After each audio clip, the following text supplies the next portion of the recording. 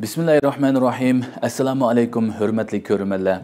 İstiklal kündülük haberlerini görüşünü kızgın karşılamız. Ben Erşidin İdiqut. Tövende vatanımız Şarkı Türkistan ve dünya gün tertibiga alakadar mühim haberlerini huzurunla sunumuz. Qanadıqtınlar ekranımızda olsun. Amerika başlagan keng ko'lamlik harakatda ikki Xitoy jasusi qo'lga tushdi. Amerika Adliya Ministrligi 1-iyun ikki Xitoyning harbiy uchur to'plashga urinishi va Amerika dengiz armiyasi ichidan urush ta'minlaguvchilarni qabul qilishga yordam berish bilan ayblaganligini e'lon qildi. New York vaqt gazetining bu vaqtdagi xabarida bildirilishicha, Oregon shtatida o'ltirishliq Chen Yuansi ismli Xitoy va sayohat vizasi bilan kelgan Lay Liran ismli ikki Xitoy fuqarosi Xitoyning josuslik organi bo'lgan davlat bexatarlik ministrligi uchun xizmat qilish bilan ayblangan. Bu vaqa Trump hukumatining davlat bexatarligi, savdo va ko'chmanlar qatorliq bir qator masalalarda Xitoyga taxmi qattiq pozitsiya tutayotgan mezgilda yuz bergan. Amerika Adliya ministri Pam Bondi aloqador bayonotida Adliya ministrligi dushman davlatlarning davlatimizda jasus o'rinlashtirishiga qarab turmaymiz degan.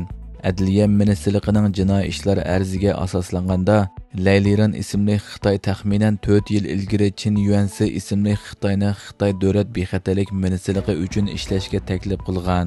Ikki Xitoy jasus yana Amerika dengiz armiyasida vazifa o'tayotgan xodimlar haqida uchur to'plashga uringan va Xitoy jasuslik organining Amerika armiyasidan uchur ta'minlaguvchi qabul qilishga yordam bergan. Aybnomada Amerikada Xitoy jasuslik organining buyrug'i bo'yicha mazkur ikki Xitoy jasusining harakatiga yordam qilgan texmo cho'ng to'rining mavjud ekanligi o'ttirg'a qo'yilgan. Jasuslik plani yana Xitoy bexatarlik ministrligi ta'minlagan maxfiy xabarlashish uskunalariga chetildigan bo'lib, Xitoy jasuslik organlarining Amerikadagi uchur ta'minlaguvchilar bilan aloqalashishiga sharoit hozirlagan. Mazkur ikki Xitoy oldingi hafta Federativ tekshirish idorasining keng ko'lamlik jasus tekshirish harakati jarayonida qo'lga olingan. Ular Xitoy rejimining chet eldagi tizimga oldirmagan xodimlari sifatida ayblashga duch keladigan. Isroiliya Xitoyni Ironga besim ishlatishga chaqirdi. Isroiliyaning Xitoydagi bir diplomatik amaldori Xitoy rejimini iqtisodiy va siyosiy ta'siri orqali Iranning harbiy va yadro qara niyatini to'sishga chaqirdi. Al Jazeera to'rining bu vaqtdagi xabarida qayd qilinishicha, Isroiliyaning Shanxayda turishliq bosh konsuli Ravit Bayer 1-iyun Bloomberg agentligining ziyoratini qabul qilganda, Xitoyning Ironga ta'sir qila oladigan birdan-bir davlat ekanligini, agar Xitoy Iranning neftini sotib olmasa, Iran iqtisodining vayron bo'lganligini bildirgan. U Xitoyning rahbarlik qatlamlarining Ironga besim tushirib, siyosiy jihatdan ta'sir ko'rsatadiganligini, Xitoyning bu jihatda ko'p ishlarni qila oladiganligini ta'kidlagan. Ammo u yana "Men Xitoyni Isroiliya bilan Iron o'rtasida yarashtiruvchi rolni o'ynashga qiziqadi" deb qaramayman. Chunki yarashtiruvchining mas'uliyati og'ir, shundaqla zo'r xarajat va qiyin qarorlarga ehtiyojli bo'ladi deganlarni ilova qilgan.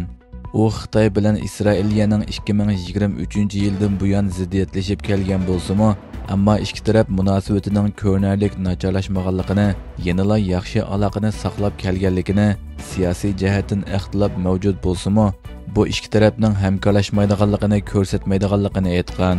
Xitoy Tashqi ishlar ministrligi bayonotchisi bugun Isroiliya diplomatining bayonlari haqidagi savolga javob berib, Xitoyning O'rta Sharqda tinchlik va muqimlikning ishga ishishini umid qilganligini, Iran yadro masalasining siyosiy vositalar bilan tinch hal qilishi kerakligini, har qaysi taraflarning siyosiy jihatdan hal qilish yo'liga qaytishni umid qilganligini da'vo qildi. Ma'lum bo'lishicha, navbatda Iranning 90% neft eksportini Xitoy sotib olgan bo'lib, bu har kuni 1.700.000 ko'p neftga to'g'ri keladigan. 2021-yili Xitoy bilan Iran orasida imzolangan strategik hamkorlik kelishimiga asosan, Xitoy kelgusi 25 yil ichida Ironga 400 milliard Amerika dollari qiymatida mablag' solishi kerak ekan. Shundaqdimi xabarda yana Xitoyning Iranning harbiy va yadro strategiyasiga zo'r ta'sir ko'rsatadiganligi haqida hech qanday dalil isbot yo'q ekanligi ilova qilingan.